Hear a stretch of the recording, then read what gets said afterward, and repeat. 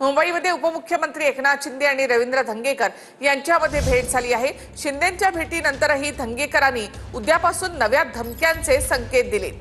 230 कोटी कुठून आले चौकशी करा असं धंगेकर यांनी म्हटलेलं आहे। पुणे जैन बोर्डिंगच्या जमिनीच्या व्यवहारावरून धंगेकरांनी आता ही मागणी केली आहे।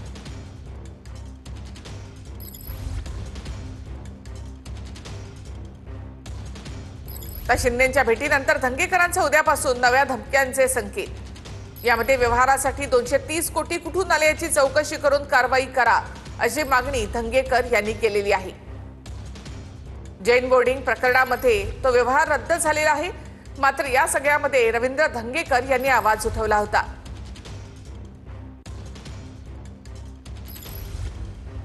शिंदे साहेबांशी मी बोललो आणि त्यांचे मनापासून आभार मानतो की त्यांनी माझ्या पाठीशी खरं बोलतो म्हणून माझ्या पाठीशी ते कायम उभे राहिलेले ज्या मी पक्षात प्रवेश केला तेव्हापासून।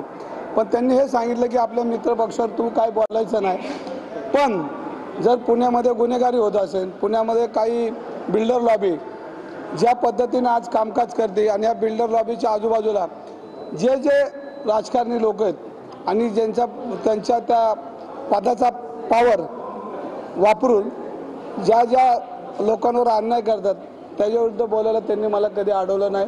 मी कधी कुठल्या विरोधी पक्षाच्या विरोधात बोलत नाही, मी प्रवृत्तीच्या विरोधात बोलतो आणि ही प्रवृत्ती पुण्यामध्ये प्रचंड फोफवली, सर्वसामान्यांना जगू शकत नाही। शिंदे साहेबांनी काहीतरी बोललं पाहिजे, अशी काही यंत्रणा काय ह्या यंत्रणेत आहे तर त्या यंत्रणेने आता ह्या असं चुकीचं वक्तव्य करू नये। आणि सामंत साहेबांनी मी त्याच्याबद्दल आपली बाजू मांडलेली, मी शिंदे साहेबांकडे बाजू मांडलेली, पण त्यांच्यामध्ये जैन बोर्डिंग हे समाजाला मिळलं पाहिजे ही भूमिका शिंदे साहेबांची, तीच भूमिका खोतकर साहेबांची।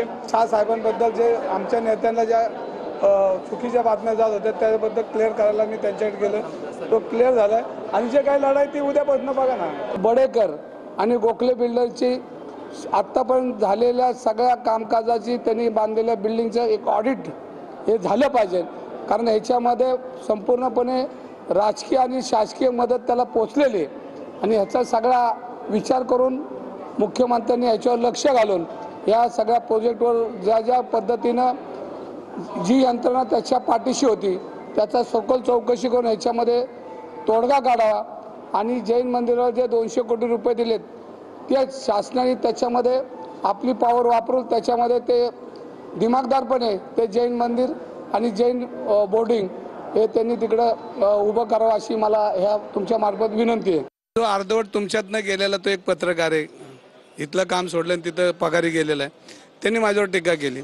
बरं माझी टीका केली तर म्हणून मी त्याला ट्विट केलं की हा कोण आहे, हा जर कोण असेल आणि ह्याला जर बुद्धीचा भाग असेल तर ते पूर्णपणे ती लिंक त्यांनी तपासायला पाहिजे। तुला काय वजरेगिरी चांगली करतो हे दाखवण्याची वेळ आहे का तुझ्या नेत्यांपुढं? तुम्ही आमच्यावर डोरेमॉन म्हणून टीका करत असाल तर आम्ही तुम्हाला डॉबरमॅन म्हणून हिनवण्याची ताकद देखील ठेवतो, परंतु आमची ती संस्कृती नाही। आम्ही तुम्हाला डॉबरमॅन म्हणणार नाही, तर तुम्ही कॉर्टनमधलं नोबिता आहात। नोबिता म्हणजे बावळट, बावळट कॅरेक्टर महाराष्ट्रातलं कोण असेल तर ते महाराष्ट्रानं ओळखलेलं आहे। त्यामुळे रवींद्र धंगेकर 12 पक्ष फिरून शिवसेनेमध्ये आलात, तुम्ही भारतीय जनता पार्टीवर टीका करू नका